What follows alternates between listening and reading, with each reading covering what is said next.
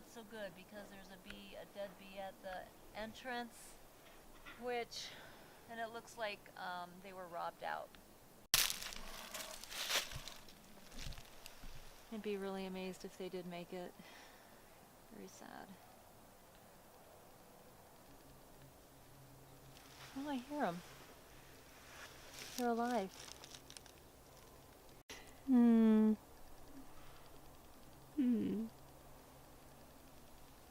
What does it sound like?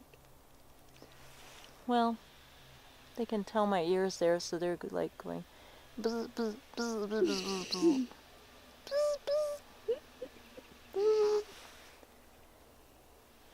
Yeah, they can tell I'm here, which disturbs them, but they are there. That's amazing. They're alive. Wow. That makes me happy. I hope it's like a good sign that they're not like, just hanging on by a thread, which I'm afraid they are.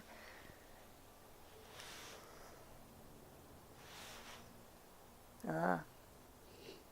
Yeah.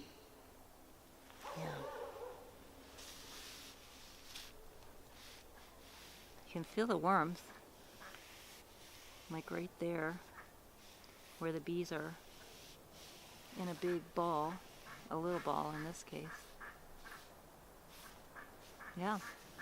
So they are alive. That is fantastic.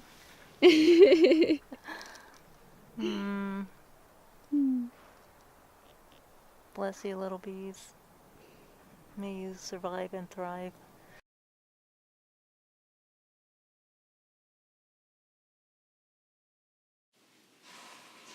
So hi, I'm Anita Amstutz. I'm the founder of Think Like a Bee. And I founded it in 2015. And the reason I did was because I felt that we have beekeepers up and coming and we're teaching each other how to do that. But we didn't really have this kind of arm for advocacy in the community. And bees are really in trouble these days, as many people know. There's all kinds of what they call 1,000 small cuts that are killing bees. So bees were in trouble, and I just felt like we have to have an advocacy arm. We need to teach children, we need to talk to our communities, we need to create people who are rising up and speaking out and trying to come around our pollinators and how precious and important they are for our food security and our food sheds and our food systems. Because without pollinators of any types, bees being kind of the workhorses of the pollinator field, that our food system will collapse. Think Like a Bee was a way of us as humans beginning to, how do we think like a bee? What does it take to begin to put ourselves in the place that we're trying to consider what bees need to stay healthy, to stay alive. And by doing that, we're also creating a healthier world and a healthier planet for ourselves. Between native bees and honeybees, you have, My name is Lorenzo Candelaria. I'm 7th generation Atrisco farmer. The farm has been in operation in one facet or another for about 300 years. I got started doing this when I was in diapers. And so this has been both a passion and a livelihood for me because of my concepts of what Mother Earth is to us. A big part of it is the bees. I've been a beekeeper for quite a while under different forms, and Anita has kind of settled me down in, in the operation of beekeeping because she's so knowledgeable, and I've learned what I know about beekeeping from just hands-on experience, but to have Anita's help in understanding the suffering that these creatures are going through because of our use of pesticides and chemical fertilizers is horrendous and frightening because our bee population is slowly dying. And 1 out of every 3 bites that we put in our mouth comes from the efforts of a bee. And if we don't take care of that extremely precious living creature, we are going to suffer. The teaching of these efforts to maintain the bee populations, the effort to do that has been really compounded by the fact that we're taking in students from different schools, from different high schools. Well, the age range is from 6th grade to university of the students that we've had here, and the internship that we have for the high schools, we have 4 to 5, maybe 6 students per year during the summer that receive a small stipend to apprentice here and to receive mentorship with regard to the sacredness of Mother Earth and the beauty of what it all is, including the bees. And having the knowledge of planting the right plants for these very precious creatures to survive is a very important part of what we're doing here on this farm, is making sure that there's enough fodder for the bees to live and to multiply. I think what's important is that when the students come here, they're learning a worldview. It's not just about food and how you raise food and how you take care of the land and the waters and all of that, but they're learning a cosmology or a worldview that you believe in, that has to do with a deep connection with the earth. Yeah. And a deep, and they are changed after they leave here. We have like a ritual at the end. Kids are crying. They're saying this is the best summer I've ever spent. If I hadn't been here, I'd be sitting in front of my computer playing video games, and it's really a remarkable transformation for so many of the kids. And not all. Some are at-risk kids who leave. They fall through the cracks. And we need more programs like this. See, you know, farmers are hugely underfunded and usually just needing resources. We don't value food growers and people who are farmers in this culture. And it's really sad for us as a culture. We lose something by not supporting and really connecting with where our food grows and the people who care for the earth, and in a way that you do, you know, deeply committed to the earth's health.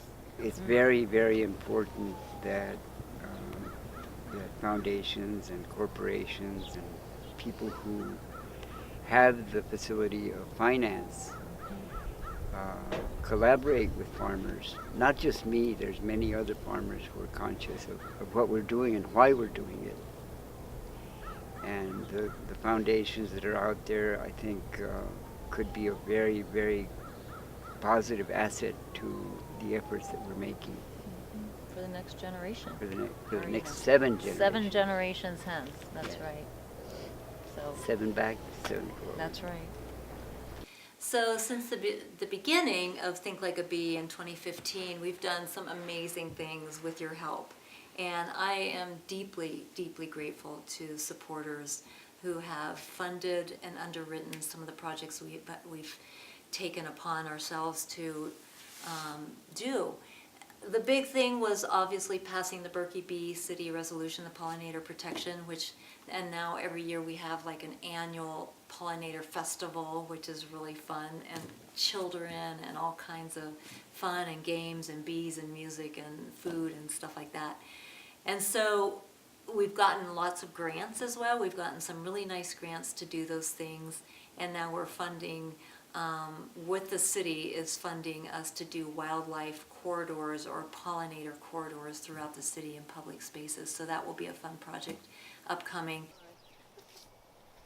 Okay, so yeah, that would be a good place to kind of Hi, welcome to my native habitat and bee yard. We have kind of collaborated and working with the city and making some connections for feed pollinators and making pollinator corridors throughout Albuquerque, rather than have an oasis where it's my yard and someone's yard 3 blocks away that has some foraging plants, and then a mile away that we're trying to make corridors so all kinds of pollinators can travel through the state and have food and habitat along the way. What is this? That's called witch's broom. So native bees are extremely important, and there's been so little study on native bees. We're just realizing now that we beekeepers need to be mindful about treating their honeybees if they have mites, because the parasitic mite syndrome and some of the diseases are being transmitted over to the native bees. It's important for honeybee keepers to be mindful of that and to be responsible beekeepers in terms of taking care of their hives. Commercially, we know more about bumblebees because we depend on them. The other native bees, we also depend on them. Birds depend on them.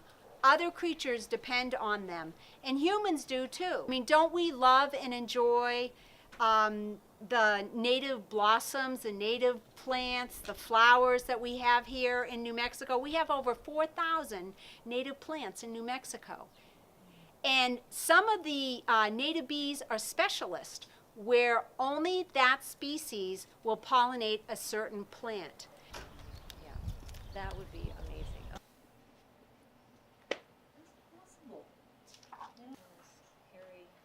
Here's the honeybee.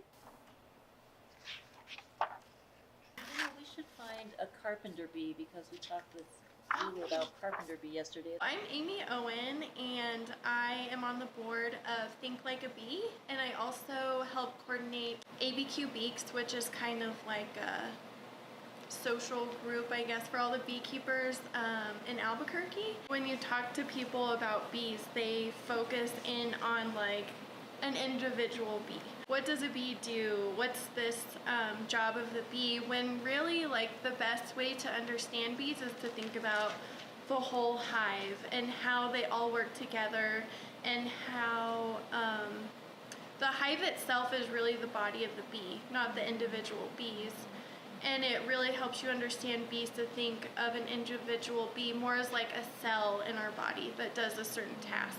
That's been really interesting, just to kind of shift my thinking from one bee as being an individual creature, which it is, but it's more importantly, it's part of a larger whole and superorganism, and that really explains more of its function.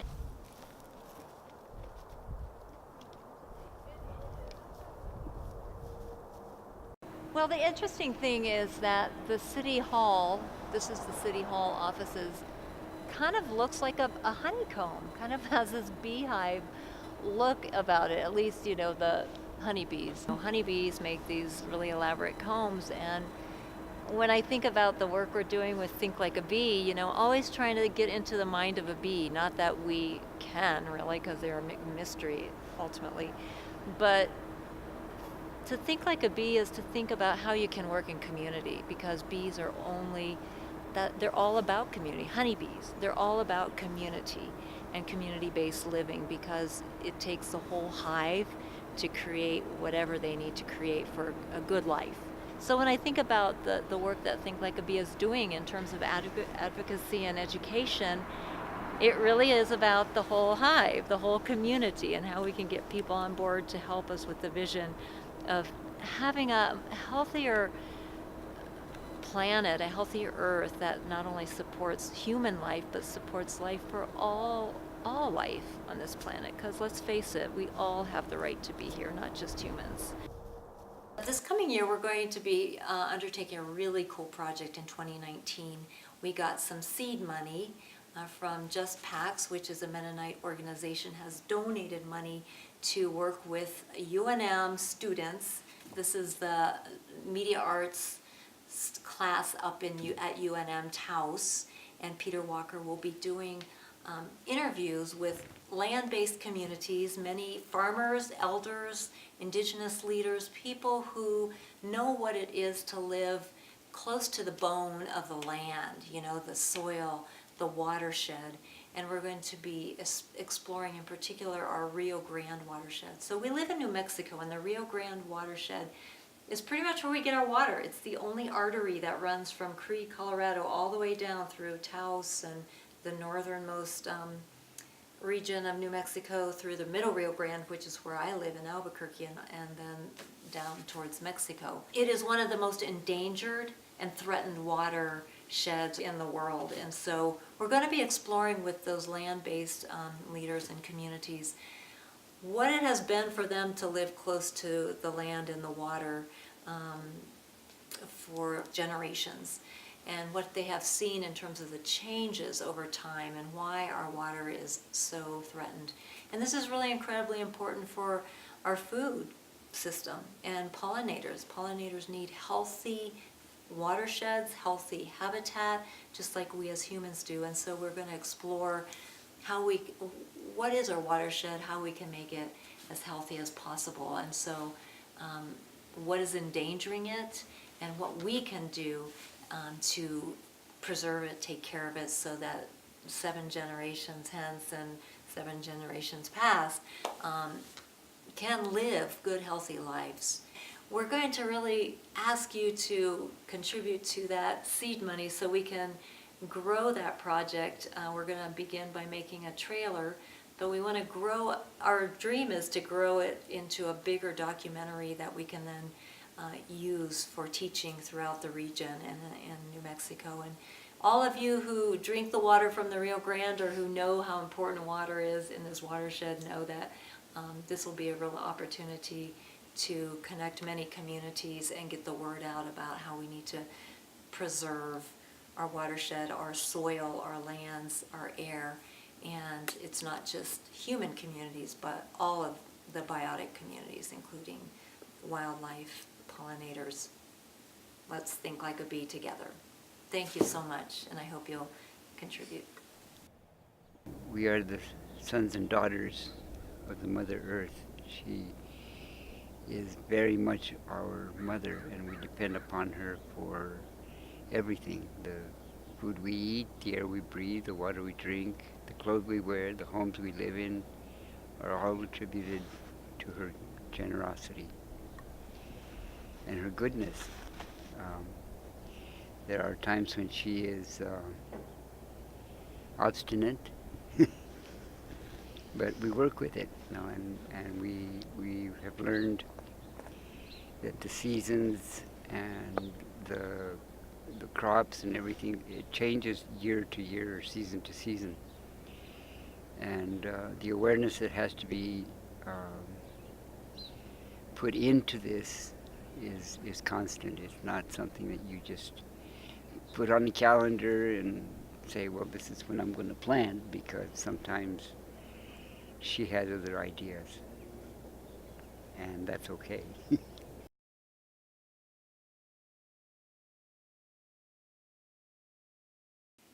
We couldn't have done this video without Callie Russell, and I want to thank her from the bottom of my heart for her incredible commitment and her incredible generosity in helping us make this video so that you can see what we've been doing and partner with us. So thank you, Callie.